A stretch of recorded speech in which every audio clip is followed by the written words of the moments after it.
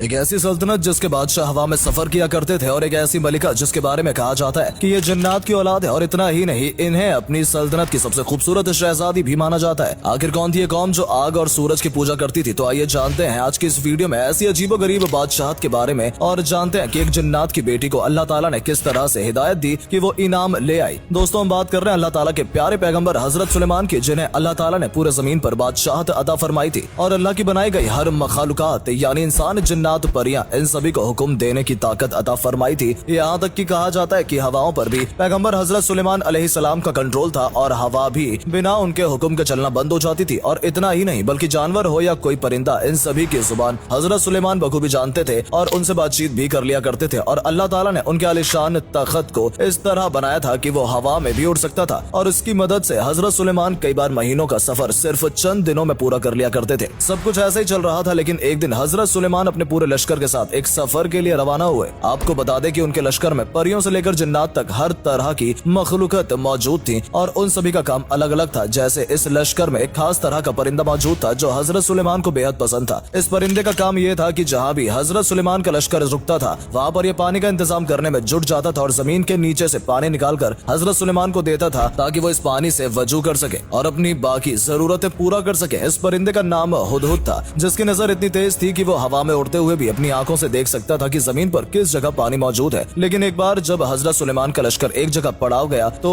वहाँ पर पानी की तलाश करने के लिए गुदगुद मौजूद नहीं था, जिसके बाद हजरत सुलेमान अलैहिस्सलाम ने यह कहा कि आखिर अचानक गुदगुद ऐसे गायब क्यों हो गया। अगर उसने इसकी कोई बड़ी वजह नहीं बताई तो मैं उसे सख्त सजा दूंगा। और जब गुदगुद हजरत सुलेमान अलैहिस्सलाम के पास आता है तो उनसे कहता है कि मैं एक ऐसी अजीबोगरीब जगह गया था जहाँ पर एक खूबसूरत मलिका रहती है जिसका नाम बिल्किस है। वहाँ के लोगों को अल्लाह ताला ने बेशुमार नियमतों से नवाजा है, लेकिन इन सब चीजों के अलावा भी वो लोग आग और सूरज की पूजा करते हैं। और इतना ही नहीं बल्कि शहजादी बिल्किस का जो तख्त है वो भी पूरा हीरो और मोती से तैयार किया गया है। लेकिन वहाँ मौजूद हर इंसान शिर्क कर रहा है और जिन रास्ते पर चलने के लिए अल्लाह ने सख्त मना किया है वो सभी लोग उन्हीं रास्ते पर चल रहे हैं। जब हजरत सुलेमान ने ये सभी बातें सुनी तो उन्होंने एक खत लिखा और शहजादी बिल्किस को ईमान लाने पर दावत दी और वो खत गुदगुद को सौंप दिया। जिसके बाद गुदगुद नाम का ये परिंदा शहजादी बिल्किस के महल में पहुंचा और उस वक्त वो आराम कर रही थी, इसलिए गुदगुद उनके पास ही वो खत रखकर वापस लौट आया। और जब बिल्किस ने उस खत को पढ़ा तो उन्होंने अपने सभी दरबारी से पूछा कि आखिर ये शख्स कौन है जो हमें इनाम पर आने की दावत दे रहा है। जिसके बाद लोगों ने बताया कि इनका नाम हजरत सुलेमान है, ये अल्लाह के पैगंबर हैं और लोगों को दिन के रास्ते पर चलने की हिदायत देते हैं। जिसके बाद शहजादी ने सोचा कि क्यों ना हजरत सुलेमान को आजमाया जाए और ऐसा करने के लिए उन्होंने हजरत सुलेमान के पास कीमती तोहफे भिजवाए ताकि वो समझ सके कि अगर हजरत सुलेमान ने उन तोहफों को कबूल कर लिया तो इसका मतलब ये है कि वो अल्लाह के बंदे नहीं है बल्कि सिर्फ एक बादशाह है और उनके अंदर भी लालच है। और जब शहजादी बिल्किस ने दरबारी को उन तोहफे के साथ हजरत सुलेमान अलैहिस्सलाम के महल तक पहुंचा दिया तो हजरत सुलेमान अलैहिस्सलाम ने इन तोहफों को लेने से साफ मना कर दिया और कह दिया कि जो कुछ भी तुम मेरे लिए लाए हो अल्लाह ताला ने मुझे इससे भी कीमती चीजों से नवाजा है, इसलिए यहाँ से चले जाओ और अपनी शहजादी बिल्किस से जाकर कह दो कि अगर उन्होंने ईमान नहीं लाया तो हम जंग लड़ने के लिए भी पूरी तरह तैयार हैं। और जब दरबारी ने शहजादी को ये सब बातें बताई तो उन्हें इस पर काफी फिक्र हो गई और वो हजरत सुलेमान से मिलने के लिए रवाना हो गई।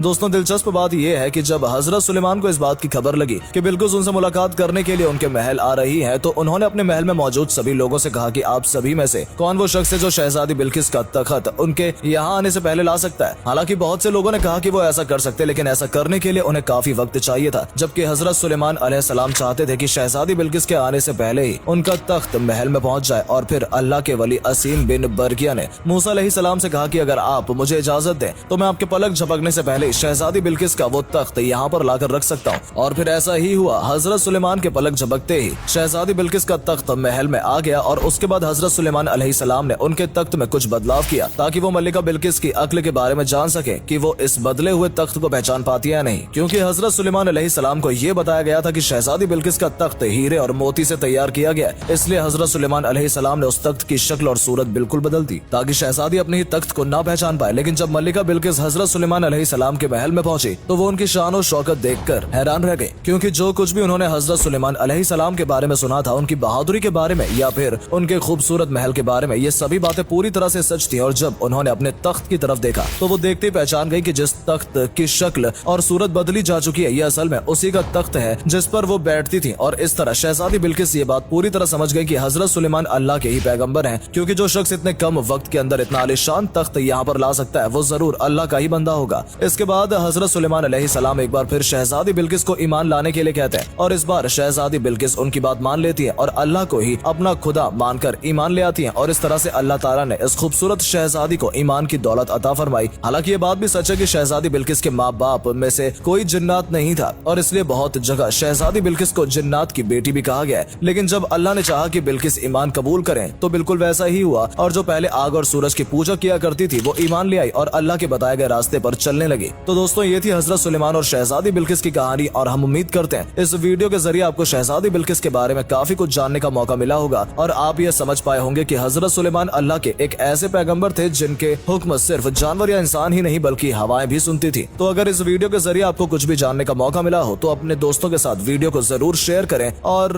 पेज को भी फॉलो जरूर करें ताकि ऐसी ही इंटरेस्टिंग वीडियो जब भी हम आपके लिए लाएं तो वो आप तक पहुंचे।